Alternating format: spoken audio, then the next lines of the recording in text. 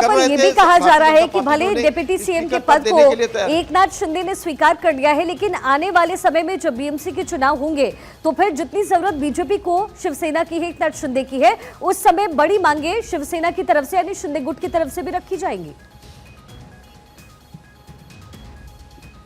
बिल्कुल, देखिए ये बिल्कुल अतिशयोक्ति नहीं है कि जिस तरह का परफॉर्मेंस शिवसेना शिंदे गुट का रहा है वो बेहतरीन रहा है। उसी के दम पर भारतीय जनता पार्टी को इतनी बड़ी प्रचंड जीत मिली है।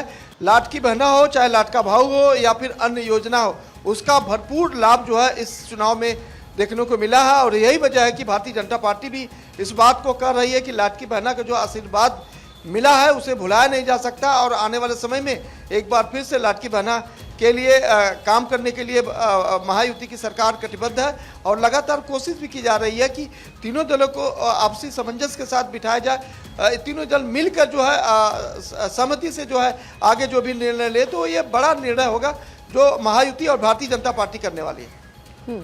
बिल्कुल सत्य प्रकाश, तो देखिए ये बड़ा निर्णय होने के साथ साथ बड़ा डिफिकल्ट निर्णय भी रहा होगा, क्योंकि एक तरफ शिवसेना को मनाना, दूसरी तरफ अजित पवार को सार्थक रूप से मनाना और तीसरी तरफ फडणवीस जिन्होंने अपने पोस्ट को, अपने सीएम पद को छोड़ा था, उनकी वापसी कराना ये बीजेपी के लिए भी आसान नहीं रहा होगा।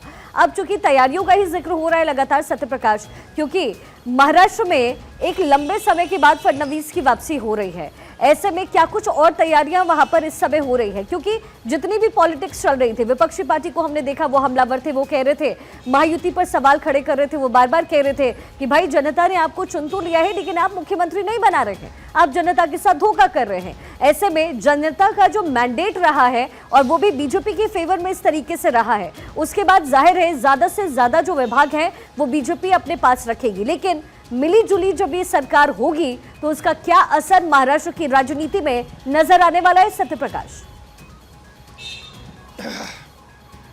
देखिए देवेंद्र फडणवीस को 5 साल का पुराना अनुभव है। 5 साल उन्होंने पूरी तरह से सरकार चलाई थी, हालांकि 2.5 साल शिंदे के साथ उन्होंने चलाया, लेकिन 5 सालों को जो पुराना अनुभव, उसका फायदा जरूर भारतीय जनता पार्टी को मिलेगा। देवेंद्र फडणवीस एक सुलझे हुए नेता है, लंबे समय से वह राजनीति में काम कर रहा है।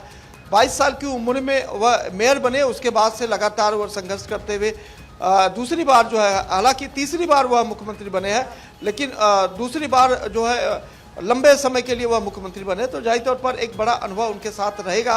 लेकिन आज जिस तरह से प्रेस कॉन्फ्रेंस के दौरान एकनाथ शिंदे ने उन्हें कहा, वो थोड़े हास्य मूड में जरूर रहे, लेकिन उन्होंने कहा कि 2.5 साल पहले देवेंद्र फडणवीस ने हमारे लिए मुख्यमंत्री बनने की पेशकश की थी, हमारे लिए सिफारिश की थी, लेकिन अब हमें मौका मिला है तो हम उनके लिए सिफारिश कर रहे हैं। और इसका मतलब कि समय बदलते रहता है, कुर्सियां नहीं बदलती है, ऐसे में नेता बदल जाते हैं लेकिन कुर्सी वही रह जाती है। अब ऐसे में देवेंद्र फडणवीस को महाराष्ट्र का सिंहासन दिया गया है, जाहिर तौर पर बड़ी जिम्मेदारी है।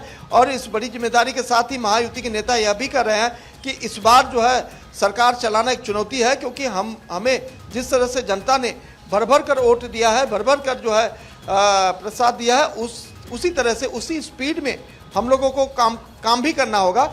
तो कहीं न कहीं भारतीय जनता पार्टी का बड़ा अनुभव इस बार जो है काम आएगा, क्योंकि लगातार जिस तरह की राजनीति भारतीय जनता पार्टी करती रही है वो बिल्कुल अलग रही है। और इसी अलग राजनीति के चलते 11 दिन की जीत के बाद आज जो है फैसला हुआ कि आखिरकार महाराष्ट्र का मुख्यमंत्री कौन होगा, विधायक दल का नेता कौन होगा और 2 डीसीएम कौन होंगे और उनको किस तरह से मनाया गया। तो तमाम कोशिशों के बावजूद जो है अब भारतीय जनता पार्टी ये आश्वस्त हो गई कि कल जब शपथ विधि होगी तब कहीं न कहीं एक इतिहास बनेगा, क्योंकि देवेंद्र फडणवीस एक छोटे कद से उन्होंने अपनी राजनीति की शुरुआत करते हुए और महाराष्ट्र के तीसरी बार जो है वो मुख्यमंत्री बनने जा रहे हैं। बिल्कुल सत्य प्रकाश, और हमने देखा है कि आरएसएस का योगदान भी रहा। पहले हमने देखा कि किस तरीके से हरियाणा में चुनाव हुए तो आरएसएस की बड़ी भूमिका रही, और फिर जब बात महाराष्ट्र की होती है तो आरएसएस की भूमिका वहां पर जर्रे में नजर आता है।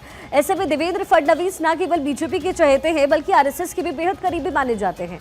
और इसके साथ ही वो जो बातें की जा रही थी कि बीजेपी और आरएसएस के बीच में दूरियां बन गई हैं, वो पहले ही इन सारे सवालों पर फुल स्टॉप लग चुका है। और जब देवेंद्र फडणवीस का नाम एक बार फिर से बिना किसी हिचकिचाहट के सामने आया है तो जाहिर है दोनों के रिश्ते और साथ ही साथ देवेंद्र फडणवीस को जितना एक्सपीरियंस है उसको लेकर के महाराष्ट्र में सरकार चलाने की तैयारी इस समय बीजेपी पूरी तरीके से कर रही है। बिल्कुल, देखिए लोकसभा में आरएसएस का हाथ नहीं रहा, इसलिए लोकसभा में भारतीय जनता पार्टी को कम सीटें मिली। इस बार खुलकर आरएसएस ने भारतीय जनता पार्टी के लिए प्रचार किया है। आरएसएस का पूरी तरह से समर्थन रहा भारतीय जनता पार्टी। आरएसएस के कार्यकर्ता घर घर जाकर लोगों को बता रहे थे कि कैसे हिंदुत्व को लेकर आगे चलना है, हिंदुत्व को वोट करो। एक है तो सेफ है कि नारा जमकर आरएसएस ने भी चलाया। तो ये कहा जा सकता है कि आरएसएस की बहुत खास भूमिका इस बार की सरकार में है और यही वजह है कि देवेंद्र फडणवीस को तीसरी बार जो है उनको मनोनीत किया गया है मुख्यमंत्री के तौर पे।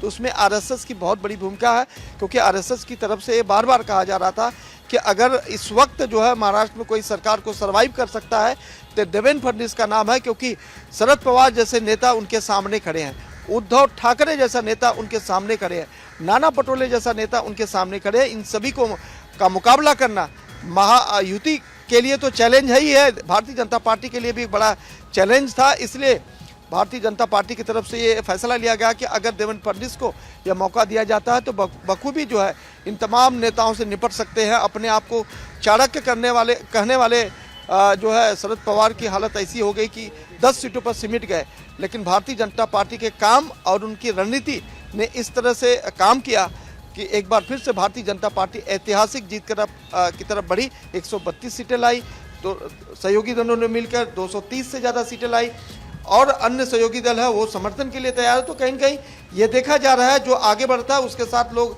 आगे बढ़ने के लिए तैयार भी रहते हैं। ठीक उसी तरह से महायुति के साथ हुआ है। महायुति ने जिस तरह का काम किया है, जिस तरह का सामंजस्य बिठाया, 2.5 साल में डीसीएम रहते हुए भी देवेंद्र फडणवीस ने किस तरह से एकनाथ शिंदे का साथ दिया, हर फैसले में एकनाथ शिंदे के साथ जो है देवेंद्र फडणवीस खड़े रहे।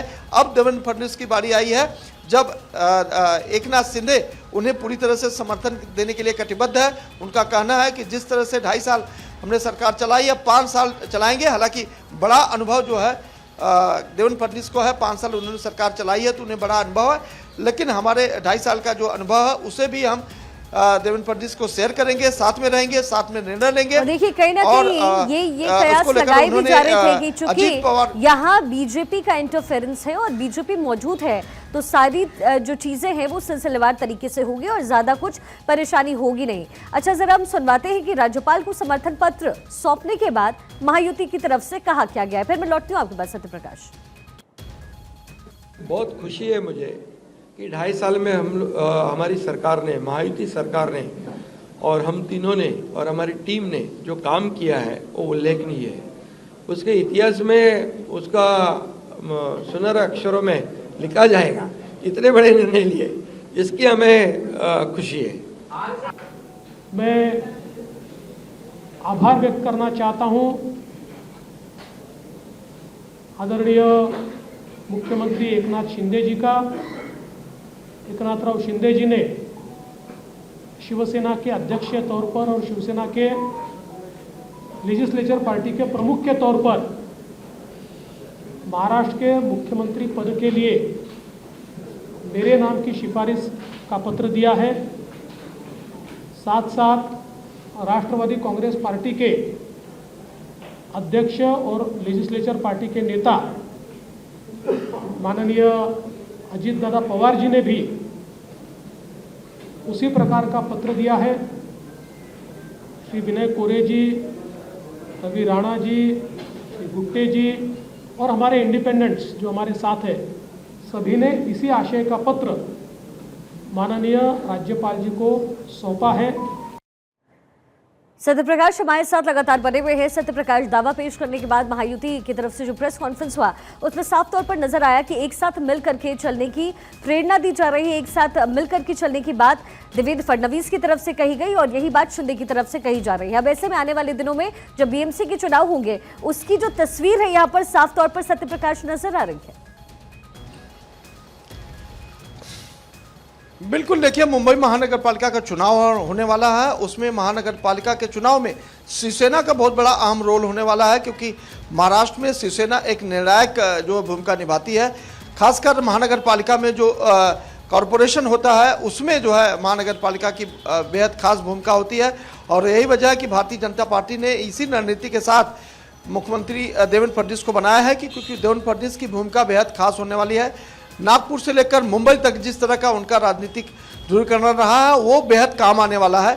और एकनाथ शिंदे को साथ में लेने का तात्पर्य यही है कि जो मराठी वोट है, मराठी वोट बैंक है, उसे किसी भी तरह से जो है महायुति के खाते में डाला जाए। क्योंकि अब जब शिवसेना यूबीटी की तरफ से करीब 30 सालों से महानगर पालिका पर कब्जा है, तो उस कब्जे को हटाने के लिए एक बार फिर से पूरी ताकत के साथ महायुति काम करेगी और इसी ताकत के साथ महायुति अपने कामों को दिखाएगी, जन जन तक पहुंचाएगी कि किस तरह से महायुति का विचार है, किस तरह से महायुति का विकास है। और इसे लेकर जो है फिर महायुति के सभी नेता जो है महानगर पालिका पर कूच करेंगे और एक बार फिर से वापसी कराने की पूरी कोशिश करेंगे। होगी। फिलहाल इंतजार तो कल शाम 5:30 बजे का है सत्य प्रकाश, जब महाराष्ट्र को उसका नया सीएम मिलने वाला है।